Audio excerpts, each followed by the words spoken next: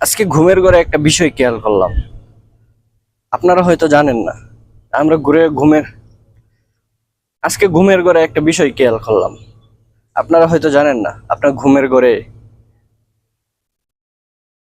আজকে ঘুমের ঘরে একটা বিষয় খেয়াল করলাম। আপনারা হয়তো জানেন না। এই বিষয়টা নিয়ে আজকে ঘুমের ঘরে একটা বিষয় খেয়াল করলাম। আপনারা হয়তো এই বিষয়ে জানেন না। আমরা ঘুমের ঘরে যেখানেই যাই বা যা কিছুই খাই, টাকা কিন্তু দিতে হয় না। আমরা যদি কোথাও যাই, প্লেনে চললেও কিন্তু টাকা দিতে হয় না, ভাড়া দিতে হয় না। তো এই বিষয়টা আমি আজকে খেয়াল করলাম। কেমনে জানেন?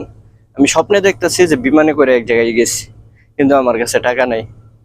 তো বিমানওয়ালা আমার সাথে কেসকাল লাগাই দিছে। ড্রাইভারে নাইমে তো আমার সাথে মারামারি, সেই মারামারি।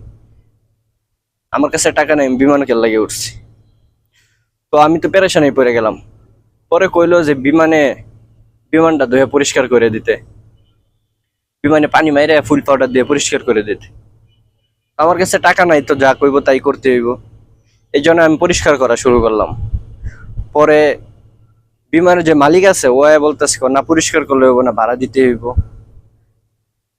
ভাড়া না দেওয়ার কারণে আমার মারা শুরু করছে। তখন আমি ঘুম থেকে উঠে যাই, দেখি না বিমানও ঠিকই উঠছি, কিন্তু আমার ভাড়া দিতে হয় নাই।